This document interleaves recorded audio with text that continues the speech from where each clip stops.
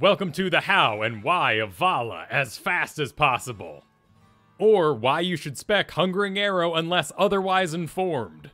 Valla is one of the best sustain assassins in the entire game. The only things holding her back are mana and her ramp up. Let's look at her trait Hatred. Basic attacks grant a stack of Hatred up to 10. Each Hatred stack increases basic attack damage by 8% and movement speed by 1%.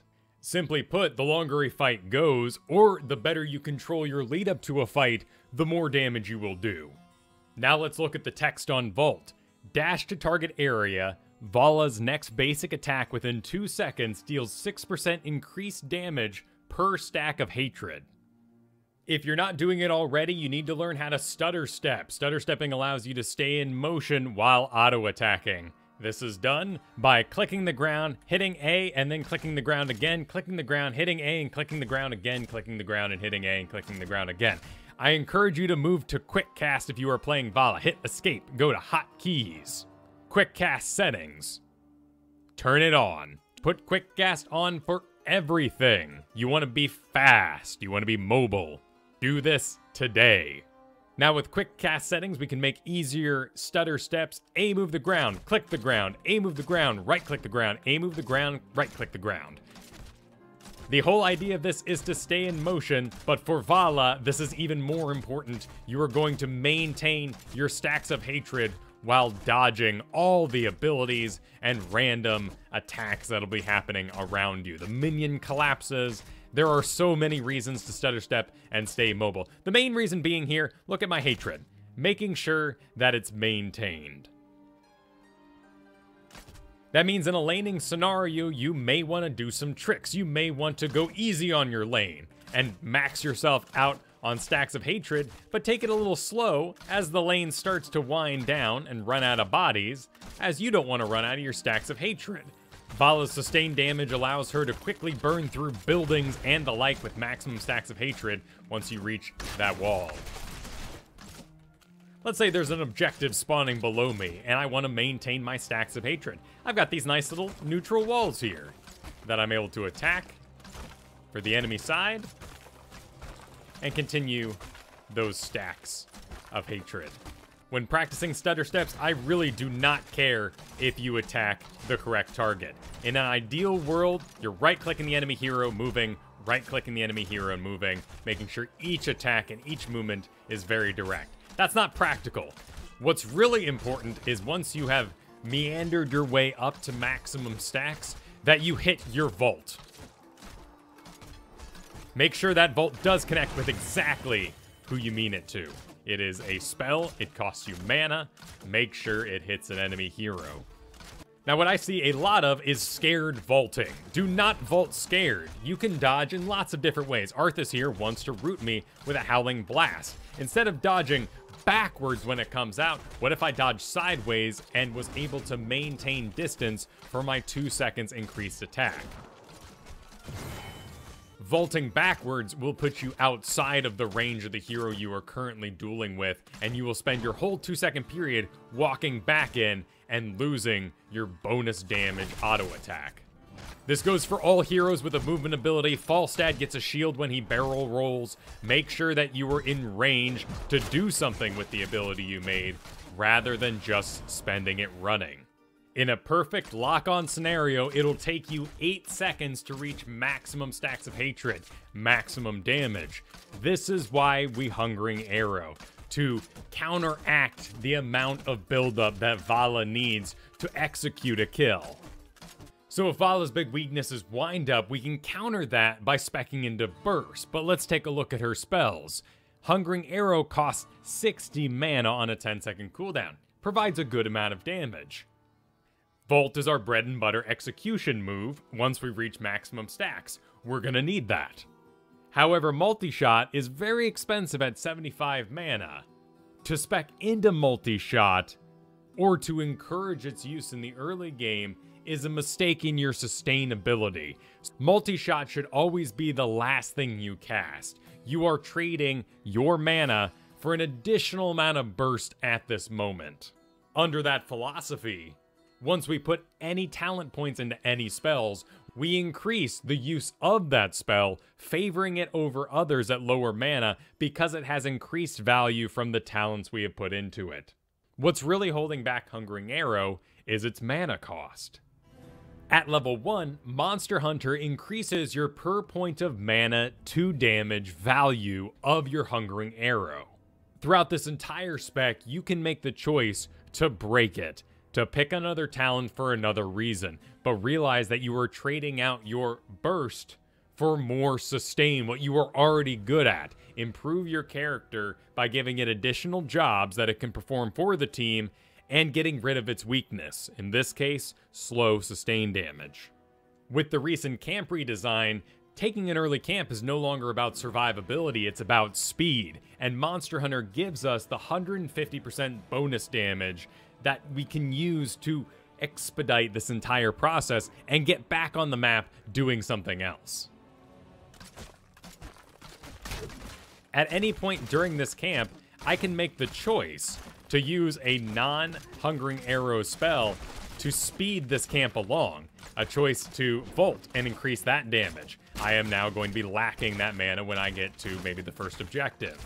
But these are all trades that I am making, knowing that my main spec will take care of this for me. At level 4, you take a rather unflashy quest, Puncturing Arrow, to increase the amount of damage, the per point of mana spent equaling more damage, of the Hungering Arrow. Looking at the other talents, Punishment increases the amount of damage based on Hatred of your multi-shot. Creed of the Hunter increases your attack speed, eventually gives you a bonus on stacks of Hatred. These only enhance what you're already good at with Valla. Puncturing Arrow, while maybe not the coolest looking quest, counteracts your main weakness: mana use and lack of burst. Once you reach level 4, you want to get this quest done as fast as possible, so make a conscious switch to change your playstyle to one of farming. Find large targets like Arthas, someone with low mobility that you can lock onto, and make sure that you are hitting with the initial impact. That is the only one that gives a stack for your Hungering Arrow. And you may have to use your Vault. You may have to get a little weird about it in order to make sure that that initial hit is the one that connects. As soon as you are done with this quest or you enter a team fight, make sure you consciously switch back to targeting the correct target, like the enemy squishy that you actually want to delete. Do not continue to farm this quest once you are already done with it by habit. Level 7, Repeating Arrow causes Volt to reset your Hungering Arrow cooldown. This is your huge power spike. This is your time to surprise the enemy team with what you are capable of and delete those squishies as fast as possible. With your level 1 Monster Hunter pickup, level 7 is your main power spike for busting out a quick camp. You can also do a Bruiser's camp here as well, but better to spend this time farming up your quest and focus on that later on in the game. Here, yet again, I am choosing to trade mana for a faster camp. What level 7 truly unlocks for you, though, is the ability to battle and make a delete without having to lead up to it with stacks of Hatred. Just a simple Q, followed by a Vault and another Q, providing a large amount of burst damage. At level 10, I recommend you take Reign of Vengeance. Why? Because Reign of Vengeance holds people still, and you don't have to aim your Hungering Arrow. Strafe is a great damage pickup if you notice your team has tons of CC, but maybe lacks the damage to complete a team fight. Or you're noticing that the enemy healer, maybe Uther or Morales, is overwhelmed by multi-target attacks, and you're looking to mess with their play. Reign of Vengeance is larger than your Hungering Arrow, allowing you to lay it out and then aim up your Hungering Arrow or your possible after Vault for maximum damage. If your target is hit, you will complete the quest, and you will actually do the damage invested. Always make things easier on yourself. Across any character, apply a slow first, and then use your skill shot to increase your chance of hitting. Level 13 follows the same philosophy as our level 7. The other talents require you to build up your stacks of Hatred, tempered by Discipline, while at max stacks you get a heal. Gloom, which is just hard to use and a bonus button in the first place, allows you to consume your stacks of hatred for a spell shield. Siphon Arrow gives you health back on the damage you deal to enemy heroes. This is a surprise power spike. For the first time in the entire game, you can expose yourself, take damage on purpose, maybe even get a little tanking done, because you know you will trade that opening health for a return on the health and cause the enemy to make a mistake. In most situations, I wouldn't dive for a melee battle versus Artanis, but with the Hungering Arrow bouncing in the background, I knew I had additional health on top of my current health and can pursue aggressively. If you're having trouble completing your stacks, hitting your skill shots in the first place, or coming up with a value return situation for your multi-shot, you can take Frost Shot at 16. The slow will increase your aim with such a thin skill shot. If they're moving slower, you're increasing your chances to hit. However, if you just aim well, you should skip straight to Manticore. Manticore allows you to maintain your focus on the back line. Your front auto attacks during your stutter step will likely go into the closest target being the enemy tank. Manticore makes that okay, and since all your attention is on the back line for a quick delete anyway, this is not a bad way to play if you're just getting going.